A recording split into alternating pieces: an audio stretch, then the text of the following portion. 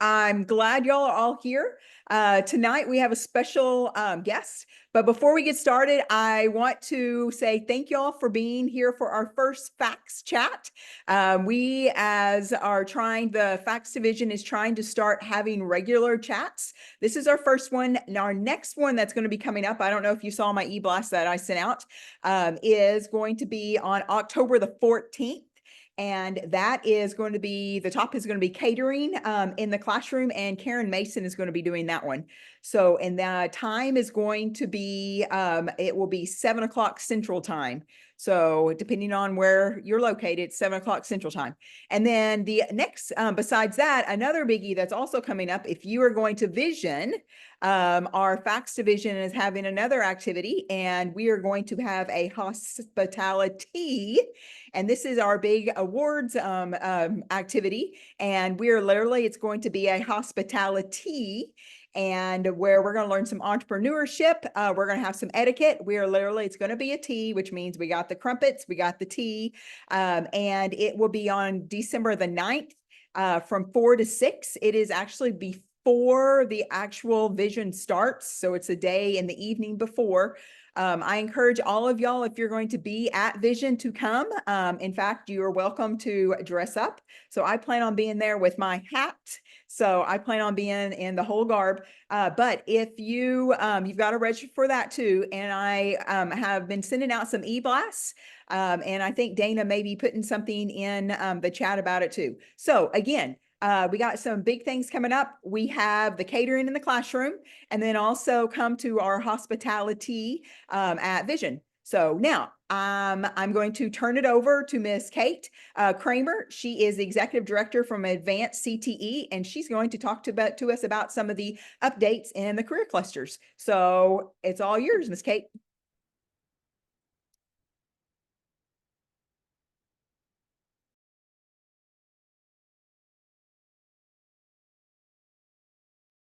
Okay, hello. Sorry, I'm trying to mute myself and it took a little bit. So it's Monday. Anyway, thank you so much, Karen, for the invitation. Nice to see you. I recognize a number of familiar faces, many of whom have been involved in the career cluster framework process. So I'm going to spend a little bit of time giving a little bit of context of what the clusters are, the changes, and then really center around what are opportunities around alignment connections with family consumer science and some of the resources we put out, but then certainly leave plenty of time for any questions that I can answer. So for those not familiar with Advanced CTE, we are really ACTE's sister or brother, whichever you want to say, partner organization. We work incredibly close with ACTE, but where ACTE represents the practitioners, we represent the state leaders who oversee curriculum education. So our members are in all 50 states, DC, and the US territories, and largely are within state education agencies, post-secondary or community college systems, Board of Regents systems, as well as workforce development agencies. And we work kind of in 5 major areas. One, as a membership organization, obviously do a lot of professional development, professional learning, work where we probably work even the most close with ACTs around our federal advocacy. Everything we do at the federal level is completely in lockstep, hand in hand, around kind of our advocacy around Perkins, appropriations, and the many kind of interconnected bills and legislation moving forward. And then do a lot in the state policy space, really around state policy implementation, as well as communications, and really helping, just like ACT, trying to really bust some of those myths that continue just pervasively kind of be assumptions made about CT when people that don't really understand what CT is today and all that it has to offer. So in terms, a little bit of background, I mean, when I'm going to a CT audience, I don't spend a lot of time, or I like to spend a little time where we started and where we are today, because I think that context is kind of important. And many of you have been in this system, just like I have for many years. And so the original career clusters framework, there actually was a version in like the very late 90s, but really the one that I think everyone knows and is familiar with was launched in 2002, was through a federal investment. And what was really kind of game changing when the cluster framework was introduced was this was the first time that we had a framework or a way of communicating CT that was the entire world of work. Historically, it really wasn't kind of everything and everything that we know it now has to offer, kind of going into sectors that no one ever thought CT was for, because it was just for those kids that had, 4-year degrees and above, but recognizing that no. As I say to people, if you find me an occupation, I can find a CT program of study somewhere in this country that is preparing students for that pathway. And what it really did at that time was kind of a hybrid approach, bringing together industry and education together to kind of co-design the clusters. And each cluster had its own kind of leadership group chaired by a state with industry and educators in the mix to design it. So what that led to, unfortunately, was a little bit of variability and a little bit of some clusters that were very industry focused, some clusters that are a little more education focused. And it wasn't really a one-to-one, but it was a very big shift. One, because the world of work, but also because it really kind of ushered in the program of study model, saying we really think that programs, if they're going to start at the secondary level, should have that broad intro course, that cluster level course, and then progress with specificity over time. And again, that was a very big shift, right? Thinking about the kind of voc ed, which was for a few programs, really meant to be terminal, not necessarily meant to have those linkages between secondary and post-secondary, more training, right, than what we see as an educational program that we have now. And so these are really instrumental in a lot of ways. And we had our 16 clusters and what at that point was called career pathways, because back in 2002, we could use the term career pathways and it wouldn't mean the a million things that it means today in 2025. So when you think about where we were in 2002, 23 years ago, right, like there was an iPad, no iPhone, right? There were no smartphones. Google News and Amazon Web Services was just launching. Jobs didn't require digital skills. There wasn't, this one I actually love and I'm very jealous of. There wasn't Facebook. There wasn't YouTube. Like it was a time before social media, which doesn't that sound like very nice and very calming right now? But like it was a different world. Gig economy, hybrid work, remote work, it existed, but it wasn't part of the language, the taxonomy, how we really thought about what work was supposed to feel, what it was supposed to feel like. Obviously, none of this is true today. So when we began this effort back in 2021, it's kind of a multi-year effort, the kind of our board first approved a purpose statement. What is that we are trying to do? What does this cluster framework need to do? And it kind of focused on having a common language, bridging education and work, really centering, empowering learners, and then recognizing that we have a dynamic and evolving careers. I think we know 20 years is too long to kind of update, but we are now at a place where 20 years feels like 50 years when you think about progress being made around technology and expectations for work. So knowing that what we create now, although we don't want to last for 20 years, it would be nice if it could last for 10 years. So how do we build something that is flexible enough to be able to evolve along with the economy, but not require the system to have to keep updating clusters and us put this effort in every few years?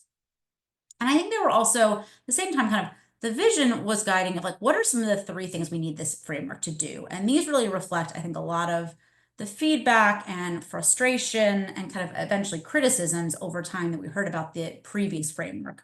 One was that there were such silos, right? And those silos were particularly at the K-12 level, where you had to be in one cluster and you couldn't ever think about, well, I'm interested in healthcare, but I'm also interested in management entrepreneurship. Can I figure out a way to do both? Maybe, maybe not, right? You had to have your course coding, your teacher certification, everything was in a silo. And that is not how the world works anymore and the economy works anymore. The second was, as I mentioned earlier, the language was a little bit half education, half industry, and that meant that industry never actually really adopted this framework. You had things like sector strategies and guided pathways and other language that industry really kind of aligned to, but never really saw this framework as something that could be useful in that kind of industry, public-private sector. And the third was it simply was outdated, right? The language was incredibly outdated. Entire sectors that are prevalent now barely existed. We weren't talking about 23 years ago, but also, as I mentioned, want to have that flexibility going forward. So that was kind of what drove a lot of the work and some of the challenges we were trying to solve. So I won't spend a lot of time. Many of you said were involved in this. We had a kind of 2+ year process that had kind of engagement along the way. And kind of the summary of this is that we really started with industry first. We had these industry advisory groups that looked at labor market data as a starting point and kind of said, yes, this aligns with what we see. No, this is not what we see. Here's the language we're using. Here's the skills we really care about. Here's where our jobs are showing, and had them really drive the first draft. Then we had education really validate it. Does this actually work in an educational setting? Can you implement this? What would you need to implement this? And had kind of multiple validation process along the way. I think we had like 6 drafts of the framework that kept being revalidated, updated, revalidated, updated until we finally released it last October. So that's the background. So what is the framework, right? So this is the updated, this is stuff, this is a slide really for non-CT audiences, but a couple of things I think are worth, right? One is, again, wannabe, what is the world of work that is today and we think it will look like in the next 5 to 10 years, doing our best to predict that. Really importantly, when we did this work, we focused kind of, if you look at the guidebook, which if you have this QR code, I'm happy to share some links otherwise, very intentional that every career, every example that is listed in this framework in all of our methodology is a skilled living wage job, right? We were very intentional about, we are not putting kind of low skill jobs that don't require any education and training beyond high school, jobs that don't pay a living wage, did not go into this framework. Their sectors might, but those specific jobs, because that is not what CT is preparing kids for. They're not preparing kids for jobs that don't have pathways to advancement, don't pay a family sustaining wage, don't have economic mobility. So that was kind of a difference to really be intentional there. And then really, as I'm sure you all know, and we'll talk about this a little bit more, really this is an advising tool. So really thinking about how do we more intentionally lean into how this has been used at the local level to advise students, particularly at those middle and early high school age, and had that lens as we went through this process. So some of the basics, at the middle, we have these creative practices. I'm not gonna, well, maybe that's it. Okay. So there's 14 clusters, kind of kept that, 17 to what we're calling subclusters. These used to be career pathways. Again, that language has been co-opted and used a lot of ways. So we'll kind of talk through them. And then we have these different layers. The first layer, which we've had since 2011, are the creative practices. And these are essentially, you call them employability skills, durable skills, a lot of language for them. But what we did, rather than trying to like create something new, is we know there's a lot of existing frameworks out there, right? ACTE has their own employability skills framework. And so we did essentially a meta-analysis, kind of took all these different lists from kind of public, private, K-12, post-secondary, employer, again, federal government, state government, and kind of what we could find in this meta-analysis of what really seems to emerging.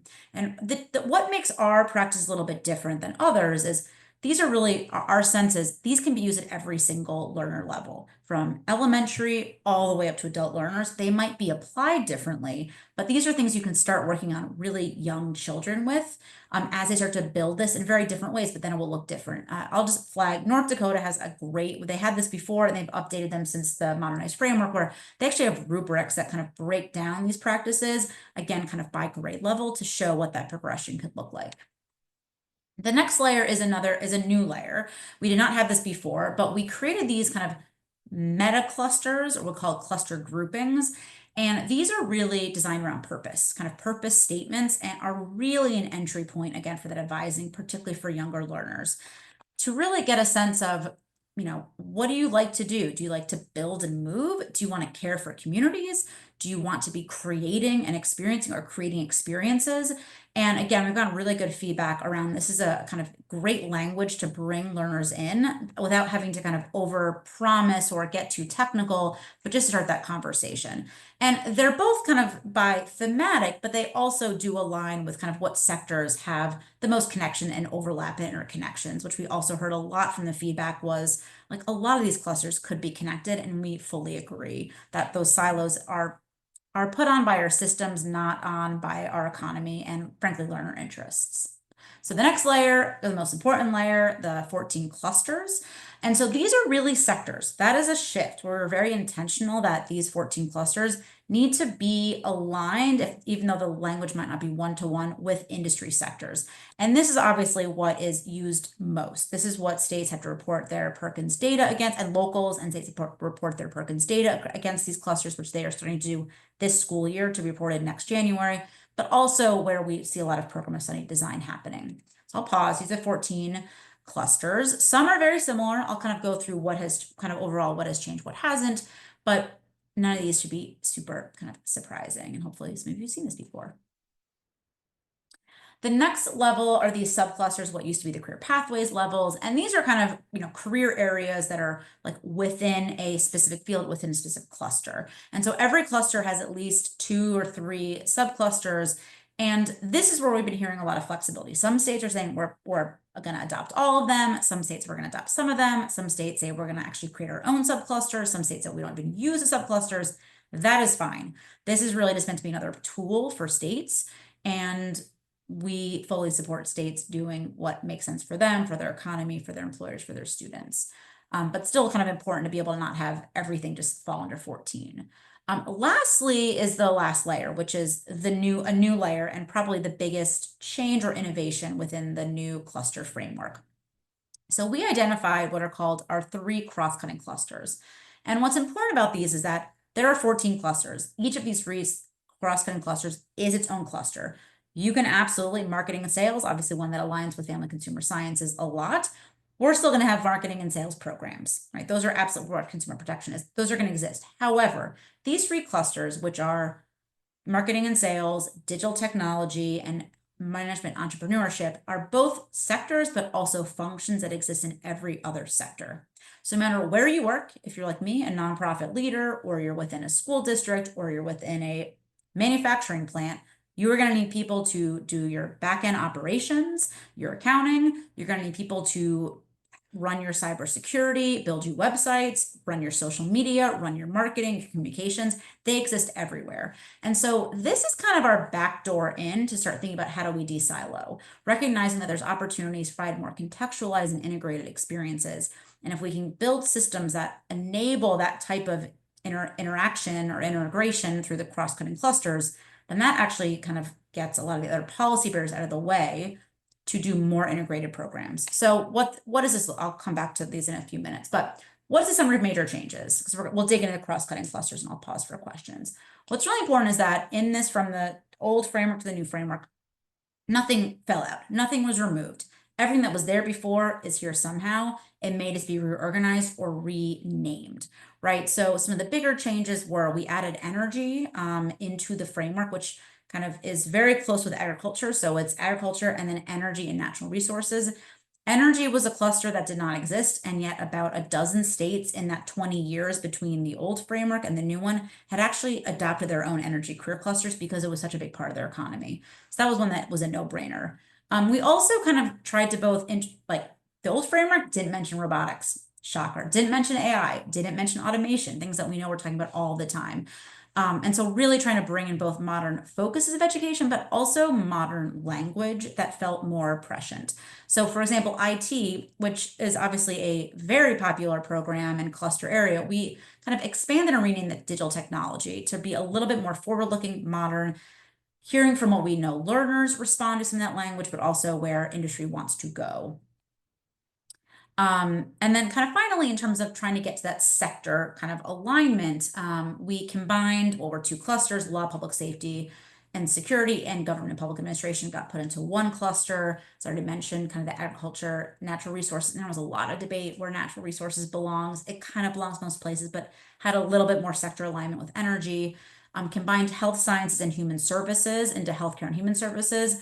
And I know this one's obviously really important to you all. And the reason we did this was given we are seeing so much overlap between those 2 sectors. And you think about the role that healthcare centers play in so many communities, particularly in rural communities. They are community centers. They are providing so many supports beyond just healthcare.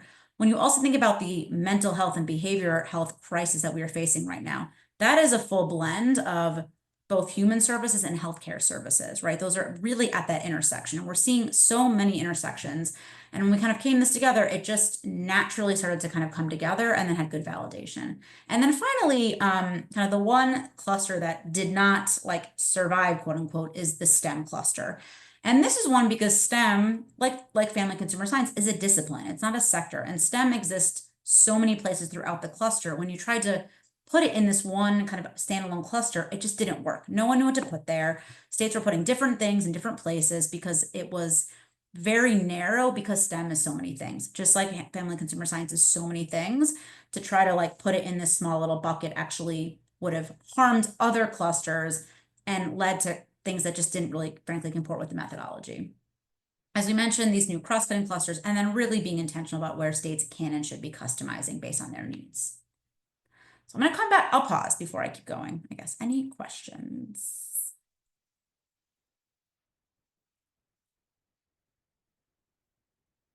Okay, I'll keep going. Feel free to drop things in the chat, and we'll have time at the end. So just to circle back on those cross-cutting clusters, because I do think they're really important, really cool, really exciting, especially as we think about how states are thinking about operationalizing them. So again, they're their own clusters, here's kind of listed, but they're like unique clusters. And so here's some ways that they can kind of play out, and some that are already existing today and others that states are really trying to work towards and build. So this first example is one that does exist in a number of states. Virginia, North Carolina, others have these capstone courses in entrepreneurship. You also see it, frankly, like in a work-based learning, where you complete your, two or three courses of your program study, you get that concentrator status. And then instead of taking your third or fourth year course in the same program of study, you can take a course in entrepreneurship.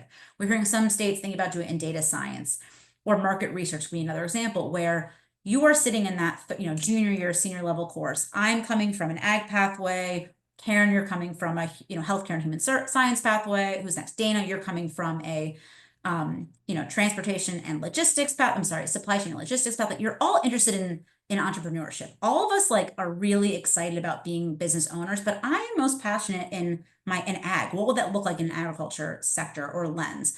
What will that look like through a supply chain and transportation lens? It's going to look different. We're learning the same concept. We're applying those entrepreneurship skills through the lens of the sector or cluster that we care about the most. So there are some states that have this already, but it kind of gives a little bit of interesting kind of flexibility and nuance to really give that contextualization. The second, which I think is going to be really important, particularly in smaller rural communities that can't hire multiple teachers, can't afford multiple pathways, is that we know there are specific courses that absolutely fit in multiple programs that sit across multiple clusters. But in some states, if you are a welding instructor, you are certified as an advanced manufacturing. That is what all you are qualified to teach or allowed to teach are courses that are coded within advanced manufacturing. What if you're in a small school that can't afford to have both a manufacturing and an agricultural program, knowing that many agricultural programs do need welding, just like supply chain transportation need welding, just like construction obviously needs welding. And so thinking about what are some flexibility you can have to allow that teacher to teach a course and actually pull from students across multiple programs of study.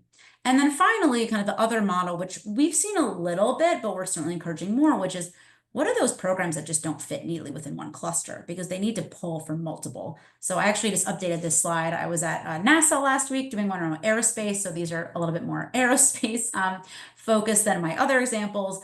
But thinking about, if I'm someone who's interested in, advertising seems super interested. So yes, I can do marketing, but I also might want to be in arts, entertainment, and design because I'm not just interested in communication. I'm also interested in creating the visuals and creating the videos, and I need to pull something from across those two clusters. Could a state or a community that has a high demand for those types of jobs create a program that actually pulls across clusters and still meets program of study definitions for accountability, funding, all those restrictions? And we've seen some examples. There was this cool program in New Jersey. It was culinology. I have a lot of food manufacturers in that state. And so they designed a program of study that was a mix between food science and culinary.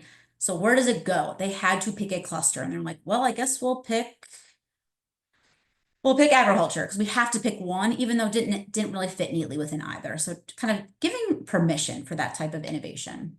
So a couple of ways that this is already happening or we're seeing states move into this, as I mentioned, so this is a new one. So North Carolina has had an entrepreneurship course. They're also going to use a digital technology to fill a statewide computer science requirement for that from Arkansas as well. It's kind of a way to not just rely on kind of science teachers teaching computer science, but also being able to pull into CTE is kind of a solution to that challenge. Other states are thinking instead of the cross-cutting as a capstone, what would a cross-cutting look like at the earlier side look like? Where you're able to, example through marketing and sales, actually explore the other 14 clusters or other 13 clusters to understand what marketing might look like in those different sectors. Really seeing this around kind of some project-based learning that would be kind of more cross-cutting across different programs to allow kind of asking students to be able to pull from across that. And then I already gave that last example around entrepreneurship. So we're excited. I think what is very cool to think about how states are, as we're thinking about the implementation of the clusters and thinking about program of study design and approval, how are they making decisions now that will enable this type of innovation down the line? So we don't have the models built out yet, other than some of the easier ones, but I think there's real interest in figuring out how to create those personalized opportunities for learners. So career clusters in family consumer science. So we've got a couple of kind of cuts at this. So One thing I will share, and I will make sure we have links to all these. So one resource that we've put together was in partnership with the National Coordinating Council of CTSOs, which FCCLA is a member. We are an affiliate member, Advanced CT as well as ACTE, was we have a brief that kind of explains how the cluster really aligns across the CTSOs and what are CTSOs doing to align themselves to the clusters. And we asked each of the CTSOs to say, which of the clusters do you see yourself in? So very much like, do you plan to have competitions in? Do you see alignment? And so FCCLA, of course, all three of our caring for communities are here, but also identified a few other clusters where there are points of connection. So I'm going to share that. This is actually just what FCCLA put out. We also have a brief that we worked with a number of state leaders, state FCS leads to help us develop and validate, which was let's zoom out where they saw themselves and intersections with the discipline of family computer science with the clusters. And they actually expanded beyond just these six and included, I think the addition was advanced manufacturing and agriculture, kind of identified programs. So this I pulled from a resource that is also on our website, kind of FCS across the clusters. I'm not going to read all this, but I think it's kind of interesting to see how many places your programs can and will show up with some intentionality. And certainly, again, as we think about how do we make sure that our data, our course coding, our teacher certification programs enable this level of flexibility and intersection between programs. There's a whole other slide of this. Again, the obvious ones, sure, health care and human services, marketing and sales, and hospitality. These ones are more obvious, but I thought this was so interesting. And I mean, obviously apparel, textile is a very interesting sector where you have very much in the manufacturing, but also very much on that art. And so it shows up both places because it really is one of those sectors that has two very different clusters pulling into it. It could be another place where you could have, frankly, a really cool kind of cross-cluster program of study that pulls across how do you manufacture the textiles, then how do you actually use the textiles, right, from a design perspective.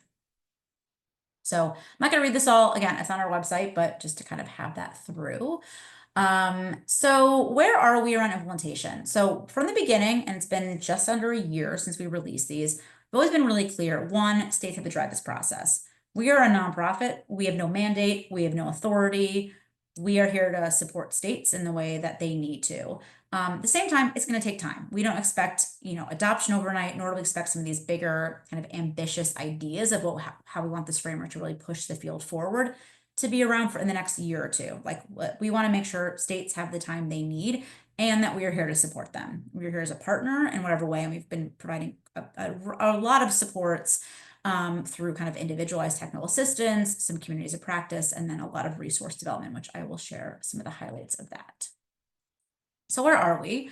What we have found is that most states are adopting the framework with very little customization, particularly at that 14 cluster level. There's some states that are, maybe combining another cluster or two, but generally we're hearing that these seem to work. We want to move, including states that never adopted the original framework, like California, that never moved in the direction that now are kind of jumping on board.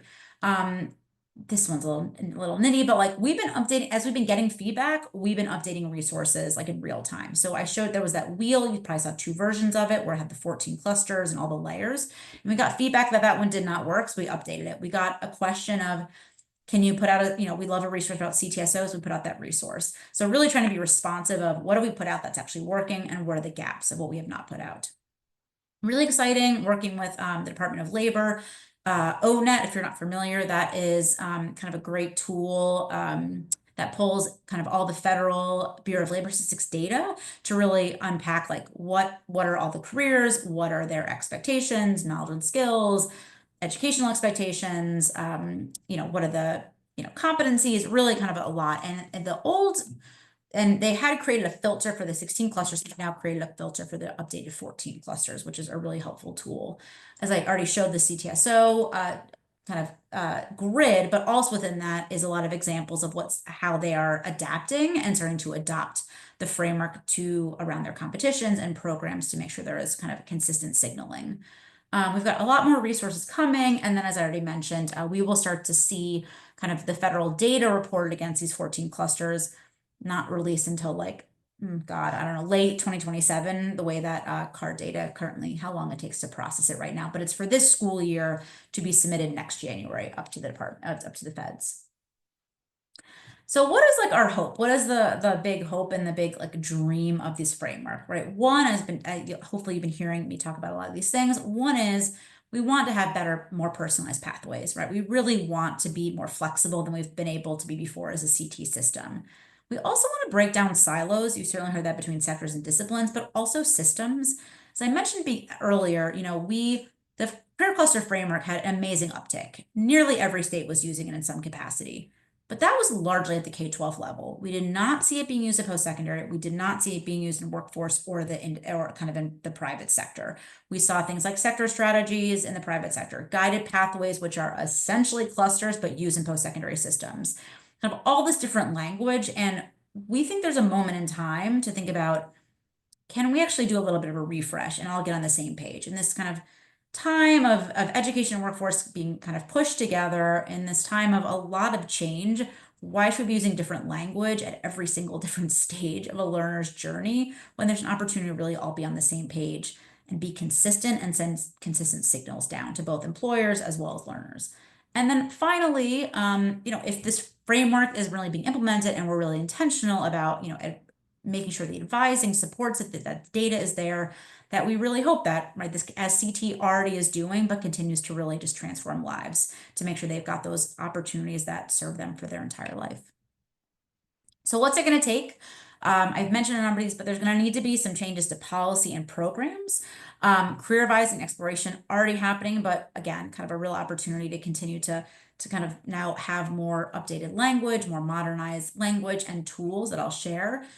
Those post-secondary and workforce alignment, like again, how do we kind of bring and use some common language so a student isn't in high school hearing about clusters, going into post-secondary, hearing about meta majors, going into industry, and then hearing about sectors and not actually understanding like that those are all the same thing. But there's obviously a lot of other language that is very misaligned. Program of study design and sequencing, this is one of the biggest ones right now, right? A program of study, the accountability and funding models are forcing like a narrowing and very discrete programs. So what are some ways to kind of get around that while still ensuring we've got quality and those guardrails in place? Data, I mean, we've talked about that a little bit. Educator and learner credentialing. Again, so many states' credentialing systems are just not built kind of for the world of work right now. And then how are we really thinking about labor market alignment, given that we really can't keep track of how quickly the labor market is changing, and to try to make predictions 5 years down the line when we have no idea what AI is going to do to our economy. We can all make our predictions, but the truth is like we barely know what's going to look like a year from now, let alone 5, 10 years from now. So thinking like strategically of how do we leverage labor market data to be giving the right information, knowing that there's a lot of unknowns. So kind of the last piece of this is kind of another way we're thinking about kind of the redesign of pathways. And this aligns a little bit, not just cross-cutting, but kind of redesign. So we've kind of thought about this in two ways, some of the ways I thought about it before, but also from a learner agency or a learner voice and choice perspective, right? So like the least learner agency is you can choose a program. Here's the program. It's a pre-described set of courses. If you want to, kind of be a concentrator, completer, take these courses exactly as it is, right? That's how it works now in almost every situation. Kind of a little more learner agency is this interdisciplinary approach, right? Which is essentially you're able to kind of pull across clusters, right? For one that is a little bit more kind of contextualized, but also might be an opportunity to bring learners in to say like, get their input, their feedback of, do these course sequences make sense as we're trying to be a little bit more strategic, thoughtful, and kind of across disciplines. More learner agency is that adaptive approach, which is one where very similar to that capstone kind of approach, or we're hearing other states think about is you take your 2 years in your concentrator and then your next 2 years could look very different. It could be you're taking capstone. It can be you're doing your kind of, expanded work-based learning. It could be you're kind of doing a major in one cluster and a minor in another cluster, but again, getting the intentionality. So being a bit more adaptive, but still having kind of that core of a program.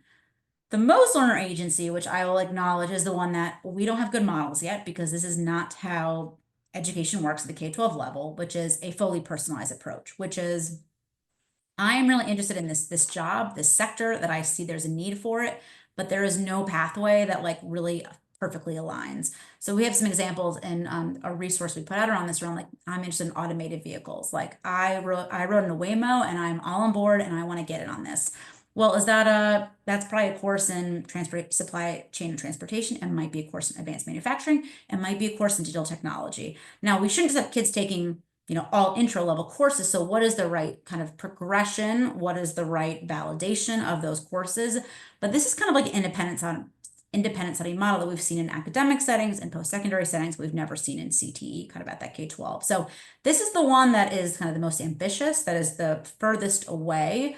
But again, if we think about if we can start to break apart some of these systems that kind of force siloing, then we can really build our pathway or kind of our road to this. So my last piece is just kind of all the stuff we have. We have a ton of resources. I think we put out like over 20 to 30 in the past 12 months. Including kind of obviously one on family consumer science I mentioned of. Another thing I want to make sure is on your radar that we just released last month, kind of trying to get out before school, which are these 2 career interest surveys. So we had a version of the career cluster survey that was developed in like the early 2000s on our website, paper and pencil, super basic. I like to do these things, add it up. Here's your cluster of alignment. We know since then the amount of organizations, providers that have built much more sophisticated career advising tools has blown up. That being said, this was our #1 downloaded resource every month for like the past 15 years. Like, even though we were like, this is a bit dated, there's better technology, there's better tools, there clearly was a need and hunger for something that was free, that was easy to use, you could just download and go. And so we updated it with our cluster by cluster, but also while we were building this and we worked, kind of had both counseling professionals as well as students kind of review and validate and give us feedback on these, was we also had this notion of developing one that's more about motivators. So what are the things that motivate you? Are you a traditional? Are you motivated? Are you individual? That's one of mine. Are you a create aesthetic? Is that what really motivates you? And then based on those motivations, what are the clusters that kind of most align to those motivations where you get to actually do that type of work versus the cluster by cluster, which is things I like to do, things I'm good at, things what are the problems I want to solve in life? And that kind of leads you to the clusters. These are on our website. They're fillable PDFs. We are going to be translating them into Spanish. They're up now. They will be up soon. Free to use, download. They're great. And so we will see if these continue to be our most downloaded resource in the coming days. Finally, a bunch of other things. So one of the biggest resources are just the guidebook itself that kind of really goes through, provides a ton of context, language, explanation of the entire framework. A lot of explainers, which really were important to kind of when we first released this, just to provide that grounding, what we call the connectors. So these are really, some of these disciplines that we know exist in so many clusters like STEM, like FACS, like kind of green careers. And so really trying to pull those out. We've got biotech in the hopper, as well as one on aerospace that we're doing in partnership with NASA as well.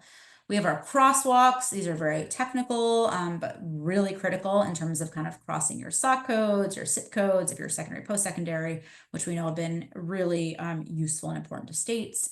Our technical report and methodology that could say more than you ever want to know about how we got here, but tons of data, tons of explanation. We actually turn those into kind of industry sector profiles. I don't know if I have the next slide, where we have for each of the 14 clusters, like a profile of all the data that went into that, sample careers, sample workplaces, just a ton of information. And then we put some policy papers out. So maybe I should already have that in sample profiles.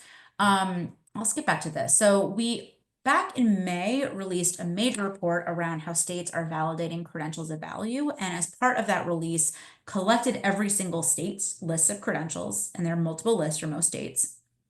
And then kind of lined that up against labor market and said, what are the most common credentials and kind of organized by the 14 clusters? And then what are the most kind of industry demanded clusters or credentials kind of by clusters? So those are all up on our website, really useful tool.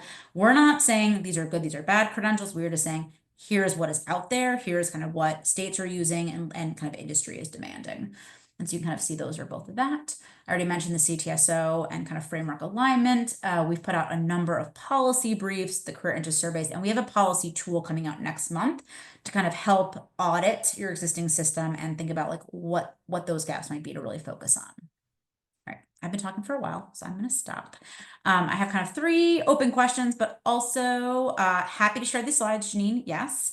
And yes, I will pause there. I mean, I have some kind of opening questions, but really happy to hear from you and anything I can respond to.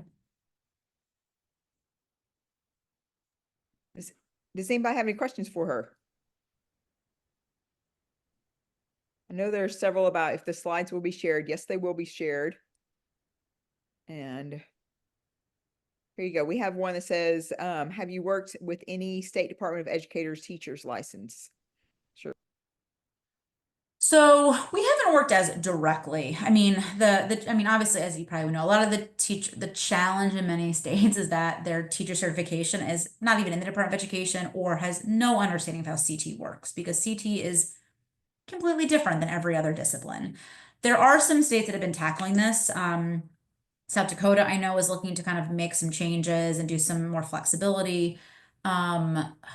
Utah already there, and there's some states that already have some flexibility that we kind of lift up as models to allow for a little bit of this. So we are really working with states so that they can engage the right people based on their governance and kind of, where those usually, kind of teacher credentialing offices are, whether inside the agency, outside the agency, whether CT's even in the SEA, which is not the case in every state.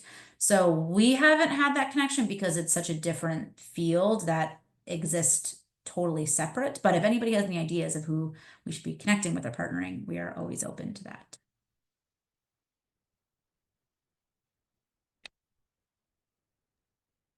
Anybody else have any questions for her?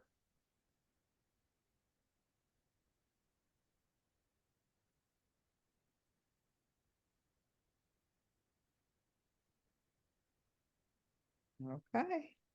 Well, if not, If not, I will say if you have any questions, I mean, here's my contact information, but also we've got our career clusters kind of direct email, which someone is looking at every single day and kind of responding to. If there's interest in additional resources, explainers, tools, there's even more in the pipeline I didn't even talk about. We are always open and want to hear kind of what the field needs will be most helpful. And the best, yes, thank you. And the best that we can be able to communicate that out. So always open to ideas, feedback, partnership. In whatever form it takes.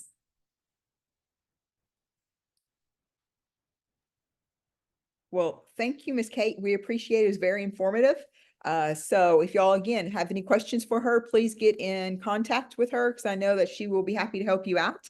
And for everybody also, don't forget October 14th, we're having a catering in the classroom chit chat with Karen Mason. And if you're going to Vision, sign up for the hospitality. So hope to see you there. All right. So Well, I'll be a Vision too, so hopefully I'll run into some of you yeah, around the bend. So and you need to come to our hospitality I also mean, on the night. you're selling it pretty good. So I I'm better hope I'm excited. selling it. So all of y'all have a great evening and have a great week.